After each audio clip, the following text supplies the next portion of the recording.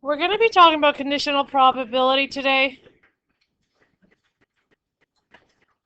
So these questions are going to be different than ones we've done before, in that there's going to be a condition that affects the probability of what you're looking for. So we're going to go through all sorts of different examples of this.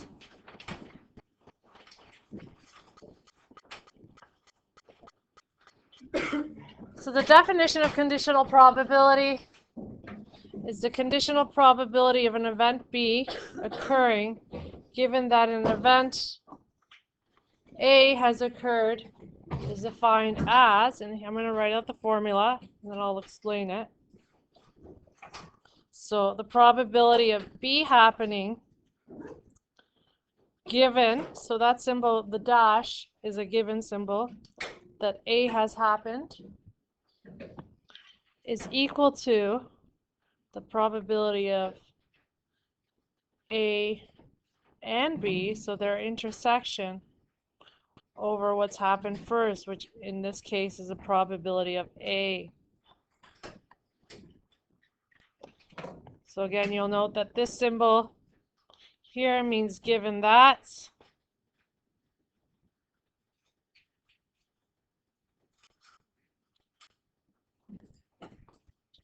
And what goes in your denominator is what's happened first.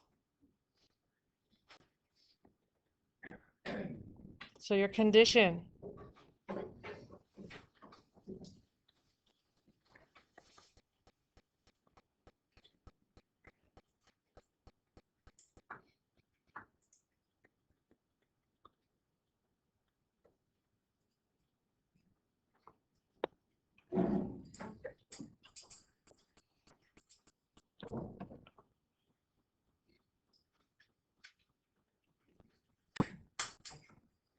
The top is the intersection.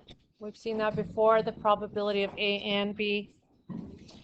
If I were to have written this out differently, let's say I was talking about the probability of A given B, so B happened first, you have to make sure that the B goes in the denominator. So it's very important how you define your variables, and your formula follows. If you don't keep that into mind, then you will get the wrong answer. So I just showing that in this writing out, if I was talking about the probability of A, given that some B happened first, it's the probability of B that's in the denominator. So we're going to look at some examples with conditional today.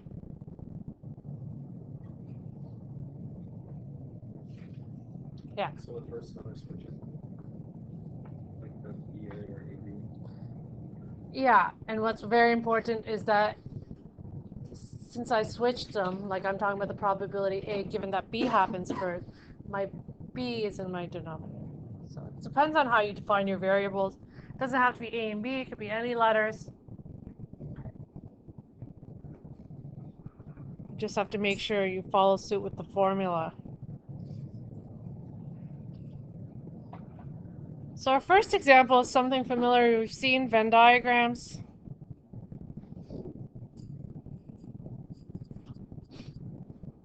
So a survey of 100 students were taken regarding the grade 12 math courses they signed up for.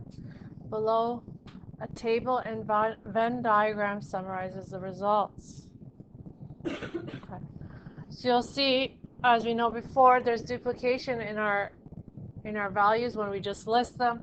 But when we draw out the Venn diagram, we'll make sure that the values go in the proper location.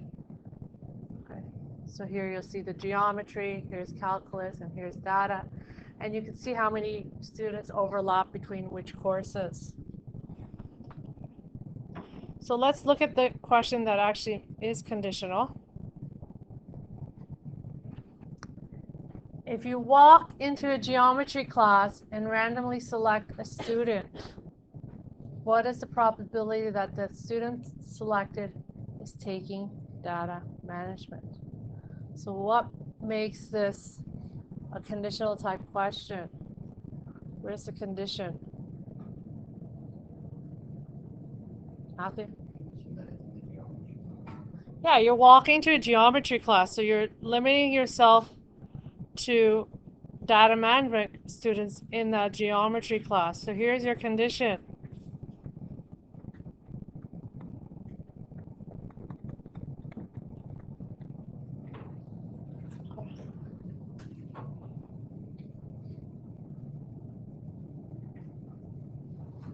So first thing I like to do is define our variables and write out the formula and then look for the values. Go straight trying to figure out what the answer is. Trying to figure out what you're trying to do. So you've walked into geometry class, so that's your first situation. So I'm going to define geometry students as G.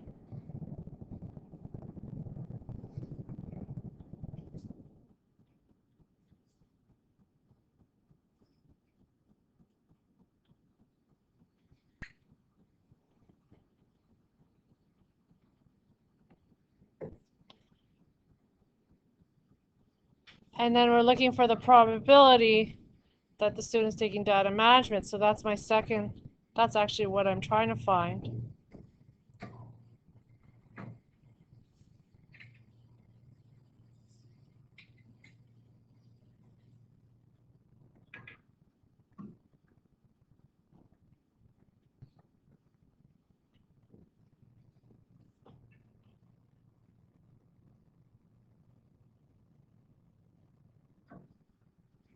So write out the formula.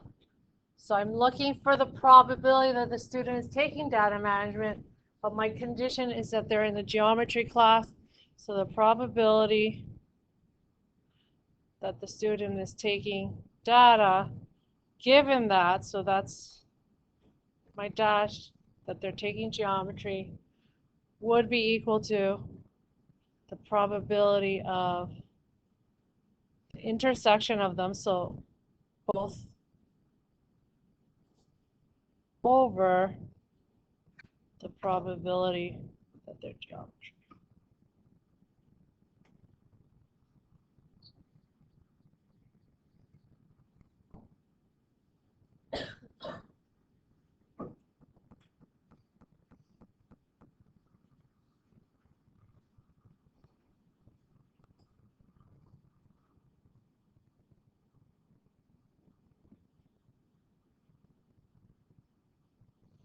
I like to start with what happened first, just the denominator. It's kind of like the total sample space.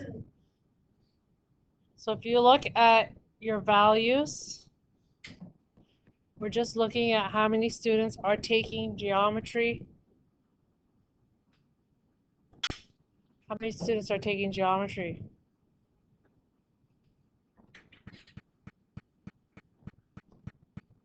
It's right here, 33. And they told us we have 100 students. It says that in the question. So it's 33 out of 100 grade 12 students. Oops.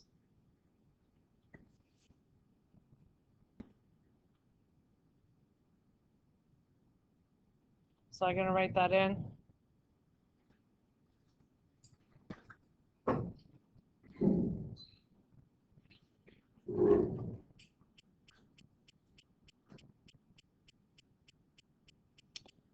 How many are taking data management and geometry? So again, go to your values that they provided you with. How many students are taking both? Geometry data management, there's 6. So you're going to write 6 over 100. In some cases, the denominators will be the same for each probability, and in some they won't be. You'll see all sorts of examples in your practice. Oops.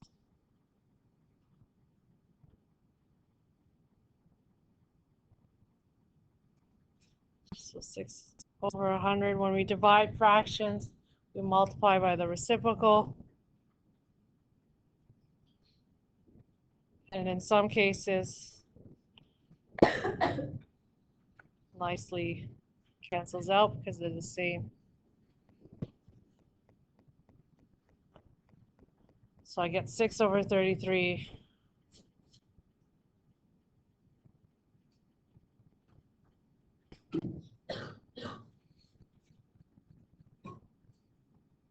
Two over 11.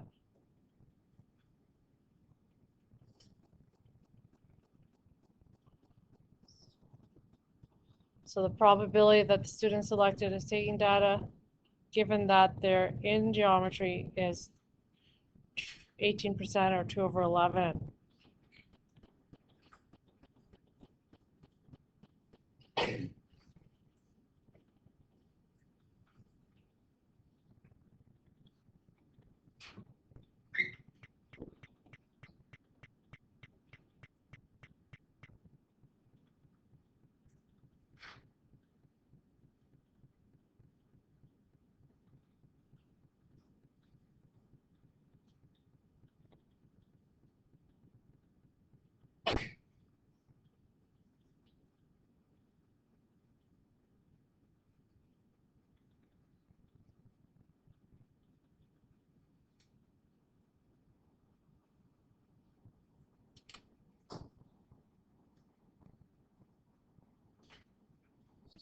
Yes.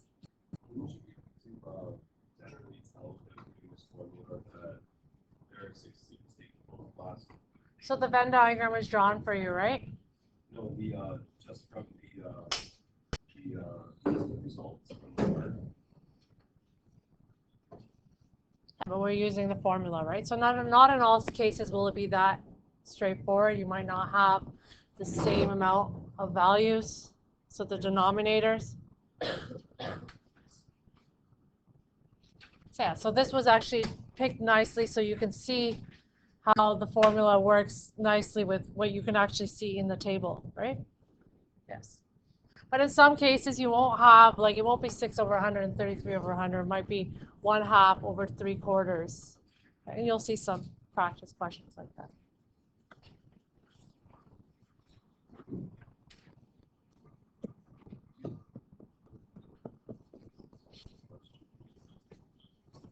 And I mentioned at the beginning of this course that some probability questions can be answered in different ways, right?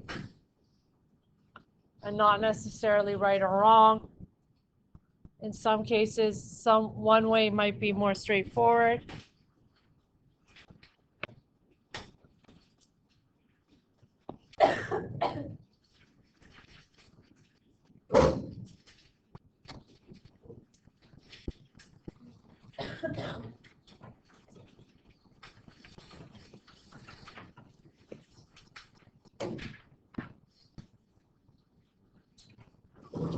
When rolling two 10-sided dice, so here we have a sum of dice charts. Here's our first die. There's a second die. They're both 10-sided, so here are the values on the dice, on the sides, and inside is the sum. So 1 and 1 adds to 2, and so on. So example 2 says, when rolling two 10-sided dice, what is the probability of rolling a sum greater than 14? So here are one of the situations. Given that, so here's a hint that they want me to use conditional. Only one die shows a 6.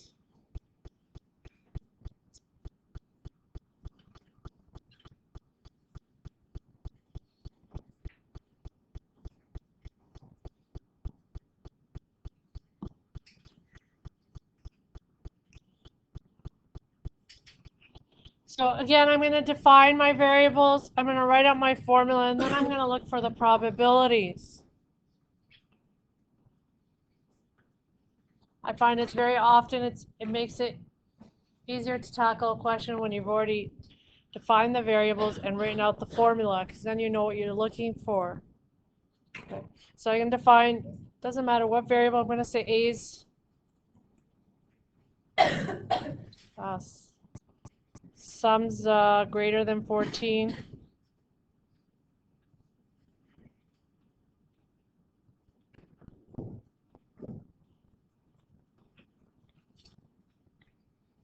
And B is going to be one of the dies showing a 6.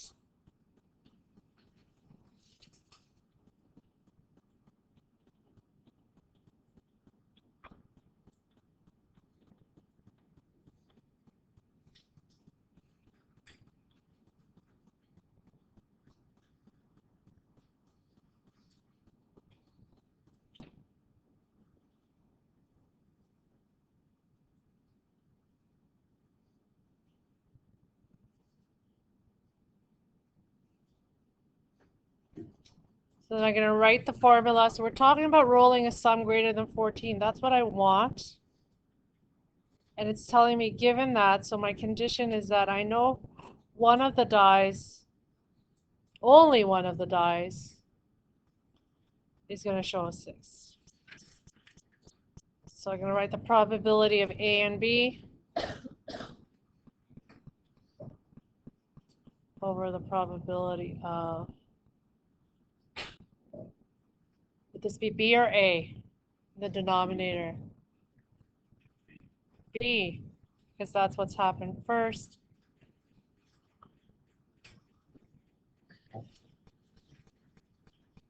So let's circle both scenarios on our dice chart. So sum greater than 14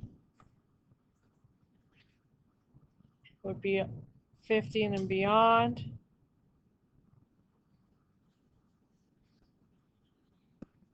And then one die showing a 6 would be all these values.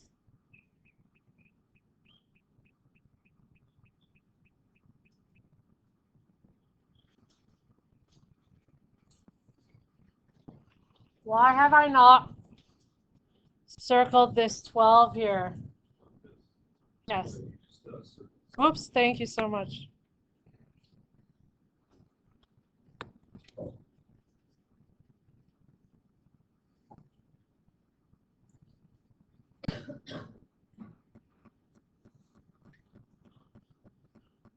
Why have I not circled the middle 12, the 6 and 6, Aaron? Yeah, because it says only one die, so that would be both dies. So I didn't. Sorry? Oh, yeah. Because it says only one die. If it didn't say only one die, then they didn't restrict that. Then you would include it. Okay. So one die showing a 6 is my denominator. I'm going to start with that before I look for the intersection. So count these values, 1, 2, 3, 5. All the ones circled in purple. And we get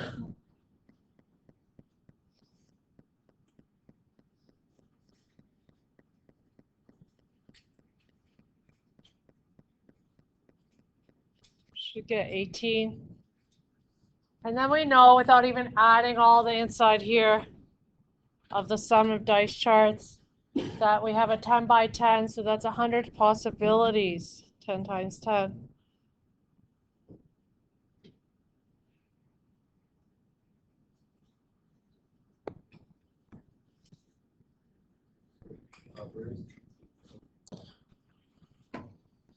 So you're counting 1, 2, 3, 4, 5, these ones.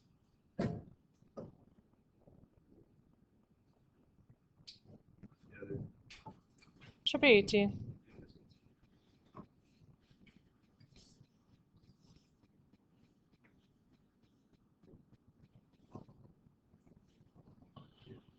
Then A and B is the intersection. So you're looking at where my greater than 14 and one die showing a 6 overlaps. So where you see them overlapping are these values here.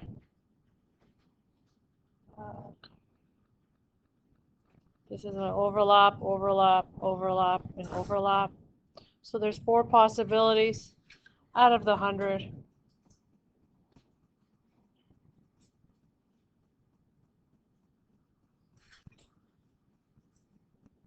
So then we do the same thing. We're going to simplify it. Not all scenarios will the denominator be the same, but when it is,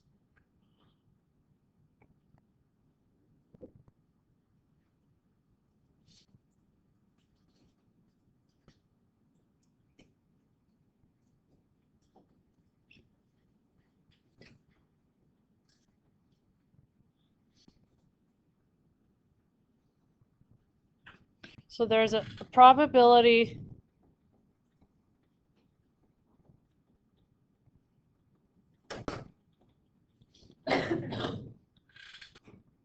of rolling a sum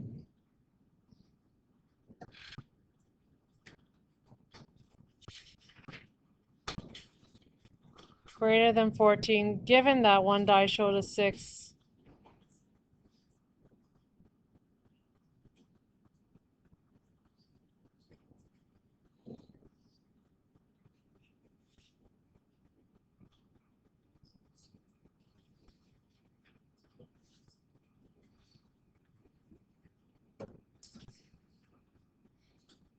So remember, it's the given that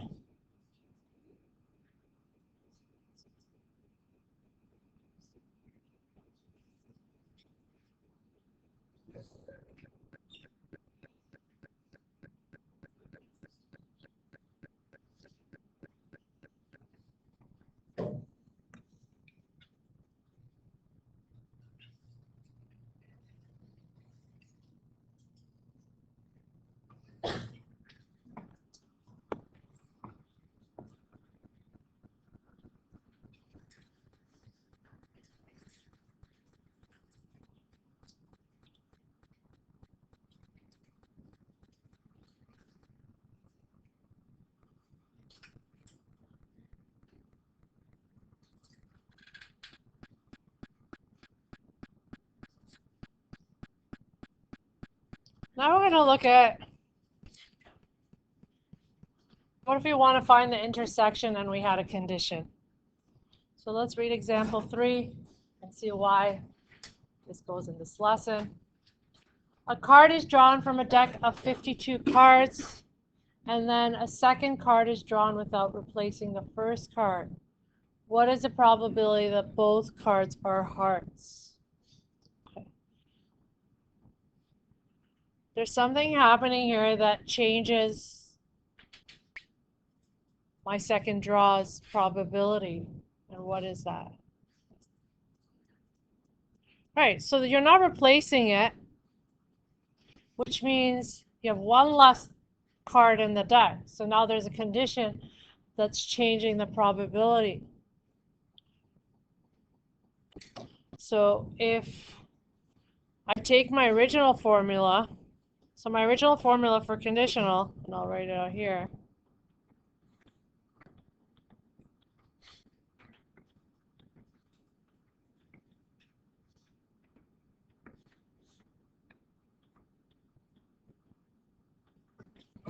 I want to find both cards, so I'm looking for an intersection with a condition. So what I'm going to do is rearrange this, so multiply that by that, and there's my intersection.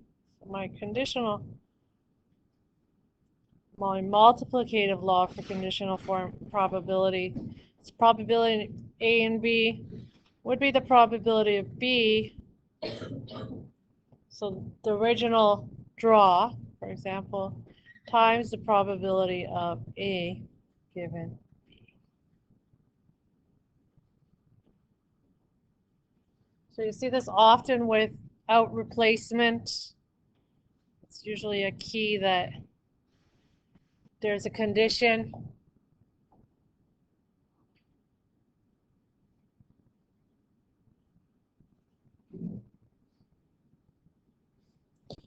So I'm going to use this formula now to solve the actual question. We're talking about drawing two hearts. So the first, I'm going to say B is drawing the first heart because that's what I have as my given that.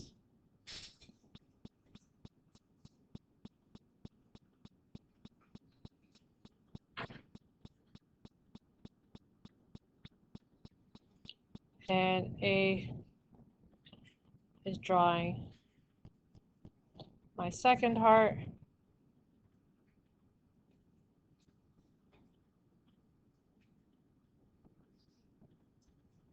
So the probability of drawing both, so in other words, probability of A and B drawing two hearts is going to be I'll write this out again. First time I draw a heart, how many possibilities are there?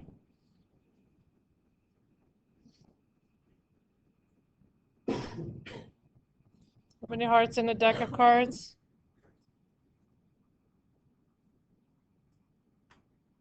13. Standard deck has 52 cards, no jokers. The second time, I haven't replaced that heart, so I have one less hearts, and I have one less card in the deck. So I have 12 hearts to choose from out of 51.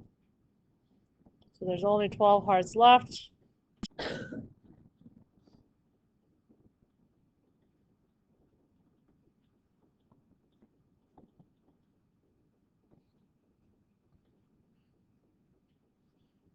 And there's one less card in the deck.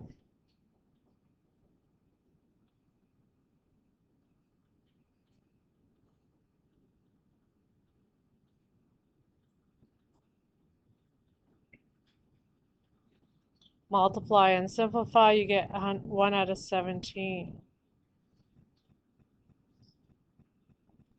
So the probability of drawing 2 hearts without replacement .